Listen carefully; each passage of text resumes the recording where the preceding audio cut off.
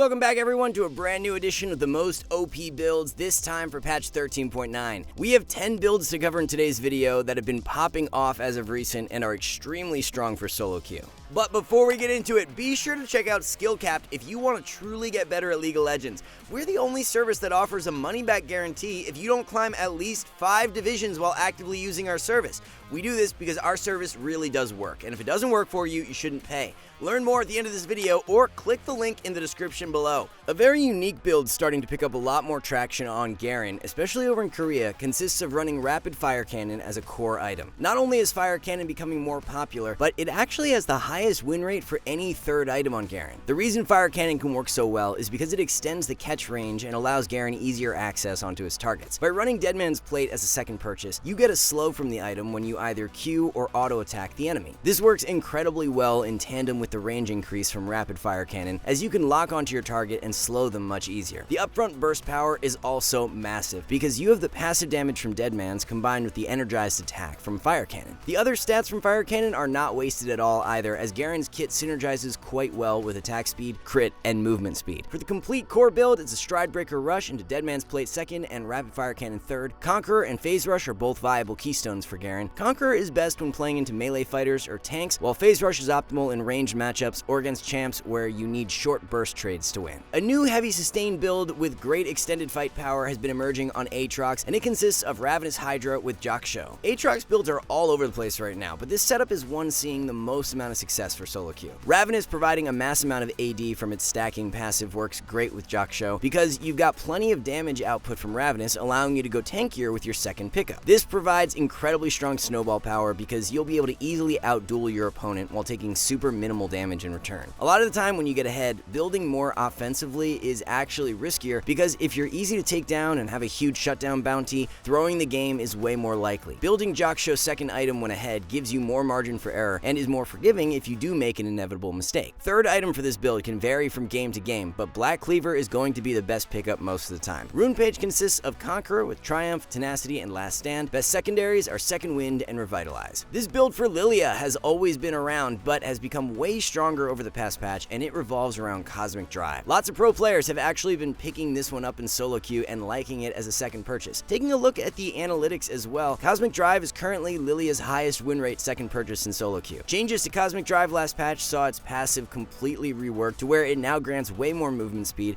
but no longer provides extra ability power. At max stacks of the passive, you can now get 20% movement speed, and for a champion like Lillia who loves those extended skirmishes, she can take full advantage of this passive and become insanely slippery in teamfights. Lillia's passive is already pretty disgusting in itself with how much movement speed it provides, but when you tack on Cosmic Drive, it's on another level. For the complete build, it looks like a Leandri's Rush into Cosmic Drive second and Zanya's or Demonic Embrace third. Conqueror is the Keystone Rune with Triumph, Tenacity, and Coup de Grace. Optimal secondaries are Free Boots and Cosmic Insight. This Nocturne build is being played a lot more over in Korea, but not so much in the western regions, and it consists of Axiom Arc as a second pickup. Axiom is such a forgotten item because, to be completely fair, it's quite trash on the majority of champions. Nocturne is one exception though, as the item works so well with how the champion wants to play for solo queue. Nock is basically not even a champion without his ultimate, so by building Axiom Arc, you get 25 flat haste and the refund on your ultimate's cooldown when you take down a target. Solo queue is all about finding constant picks on opponents that are out of position, and this build enables Nocturne to punish those errors way more consistently. Even though Axiom Arc is a lethality item, you're actually building Nocturne more like a bruiser with his other core items. Stridebreaker is the rush, while Black Cleaver, Guardian Angel, or Death's Dance can all be great third pickups. For the Rune Page, it's Lethal Tempo with Triumph Alacrity and Coup de Grace, followed by Eyeball Collection and Ultimate Hunter. Ahri is by far the most popular mid laner for solo queue right now, but there is a really strong setup few players are using. First Strike Ahri is extremely strong in the correct spots, but only 6% of Ahri players are running the rune. Faker is one notable pro who's been liking First Strike on his Ahri, and along with many other pros, they're taking the rune in all of their melee matchups. Ahri W, being a point-and-click ability, allows you to easily proc First Strike off cooldown against those melee champs. What about for ranged matchups though? This is where Electrocute will generally be most consistent, especially if you are laning into a poke mid laner. There's way less value from running First Strike since it's unlikely you'll be able to proc it consistently. All in all, First Strike in the correct spot spots is a really great rune pickup on Ahri, and it's why the rune is the highest win rate for any keystone on the champ. The complete page is First Strike with Free Boots, Minion Dematerializer, and Cosmic Insight. Best secondaries are Mana Flow and Transcendence. As for build, it's an Everfrost Rush into Shadowflame second, and Rabadon's or Zanya's third. Fizz is going to be a big winner in 13.9 with one of his staple core items in Lichbane being buffed. Ability power on the item is being increased from 75 to 85, providing Fizz with some added power to his mid-game spike. If you're looking to pick up a new assassin mid lane champ, Fizz is definitely the best option right now. Where you slot Lichbane into your build really depends on the situation. If you're playing into a comp where the value of an early Zanya's is great, for example laning against a Zed or a Lux, then delaying Lichbane until third is a good idea. If you don't need that added survivability early on in the game, then picking up Lichbane's second item is an option as well. Luden's is going to be the rush item. As for the rune page, it's Electrocute with Sudden Impact, Eyeball Collection, and Ingenious Hunter. Triumph and Coup de Grace are the best secondaries. A new Ezreal build that is being played a lot more over in Korea this past patch consists of Jock Show as the mythic item. The item is performing very well stat-wise and is best slotted in when you are in need of added durability against heavy dive comps. If the enemy team has something like a Hecarim jungle and a Kali mid who have an easy time diving into fights, Jock Show is going to be great value. Now, you might be wondering, well, why not go Iceborne Gauntlet or Frozen Heart? Aren't those just better tank items for Ez? It really depends on the situation. Jock Show is simply more versatile because it can be run more optimally in games where the enemy comp has a mix of damage or is heavier AP. Jock Show passive also synergizes perfectly with how Ezreal wants to play, as he has amazing consistent damage, allowing him to get great use out of the ramping effect of Jock Show passive. The longer fights last, the more tanky Ezreal will become, so if you don't take him out right away, it's only going to get more difficult with the added armor and magic resist. Now, you still want to be rushing the Essence Reaver and building Manamune second with this setup. Jock Show isn't purchased until later on as a third or fourth pickup. Rune page with this build is Conqueror for the Keystone with Presence of Mind, Bloodline, and Coup de Grace. Roll with Free Boots and Biscuits for secondaries. Jinx has been a top tier ADC for multiple patches now, but a build that many players are sleeping on consists of running Phantom Dancer. Rapid Fire Cannon and Hurricane are the most popular Zeal items for Jinx, but PD is outperforming both of them stat-wise. Now, why is this the case? Phantom Dancer is going to provide you with the most amount of raw power in drawn-out extended fights. The stacking passive grants a ton of bonus attack speed and movement speed. The movement speed especially is extremely potent on a champ like Jinx, who lacks a gap closer, and combined with her passive, allows her to be extremely mobile in skirmishes. PD also provides 20 bonus AD, while Hurricane and Fire Cannon offer none. Since Jinx has extremely high AD ratios on her W and ultimate, this added AD is actually super valuable. If you're not hitting multiple targets in a fight, the passive from Hurricane is useless. If you're not playing into a heavy ranged comp where you need the Fire Cannon passive to reach targets, PD passive is just way more powerful. Phantom Dancer just works best no matter the situation, while Hurricane and Fire Cannon are better in unique situations. The complete core build to try is a Kraken Slayer Rush into Phantom Dancer second and Infinity Edge third. Run Lethal Tempo for the Keystone with Presence of Mind, Bloodline, and Cut Down, followed by Absolute Focus and Gathering Storm for secondaries. With Janna coming back in a meta due to her recent 13.8 buffs, a build you need to be playing for solo queue is Imperial Mandate. Nami is really the only support in the game that consistently runs Mandate, but Janna should be up there with her as well. The reason Mandate works so well on Nami is because her E gives her the ability to instantly proc Mandate passive, and it's very similar with Janna W. Janna W is a point-and-click spell, so you are guaranteed to proc Mandate's passive whenever you use it. Janna already has incredible peel power built into her kit from her ultimate, Q, and W, so as long as you're positioning decent, the movement speed from Shurelya's active really isn't needed. You can go Mandate instead to provide you and your carry with much stronger all-in power. The complete core build to run is an Imperial Mandate Rush into Chemtech Putrefier second and Wardstone third. For even more solo carry power, you can take Comet as the Keystone instead of Glacial Augment. This way, whenever you use W on the enemy, you are guaranteed the Comet proc along with the added damage from Mandate passive. You should also try going W max first with this setup instead of E, so your W poke with Comet hits even harder. Believe it or not, W max actually has a higher win rate than E max for solo queue. And the final build we have for today's video to round it all out is Radiant Virtue Bard. It's not just Radiant Virtue though, it's the item in combination with Frozen Heart that is extremely strong in the correct spots. Radiant provides Bard with a nice amount of tankiness, and the passive synergizes amazing with Bard's ultimate. Frozen Heart is insanely valuable when playing into comps that are AD heavy and auto attack reliant. With all the durability you have from these two items, you're able to play much more aggro with Bard. The champion thrives off finding catch plays, so by building a more defensive setup, you can find those picks, be a really nice frontline for your team, and then dip out with E when you start dropping low on health. To be most effective on Bard, you've got to be up close in fights, looking for Q stun angles, and this build enables that much more than the standard Shurelya's. Rune page is Guardian with Font of Life, Bone Plating, and Unflinching, followed by Zombie Ward and Relentless Hunter for secondaries. Alright guys, before we wrap this up, let's tell you a little more about SkillCapped.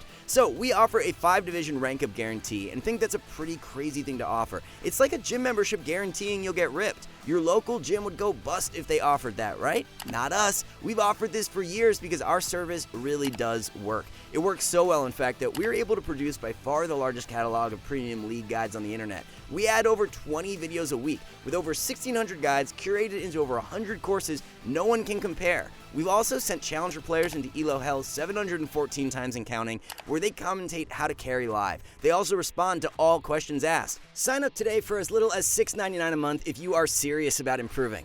So there you have it, guys, 10 of the most OP builds you can play for patch 13.9. Thanks so much for watching, good luck in solo queue, and we'll see you in the next one.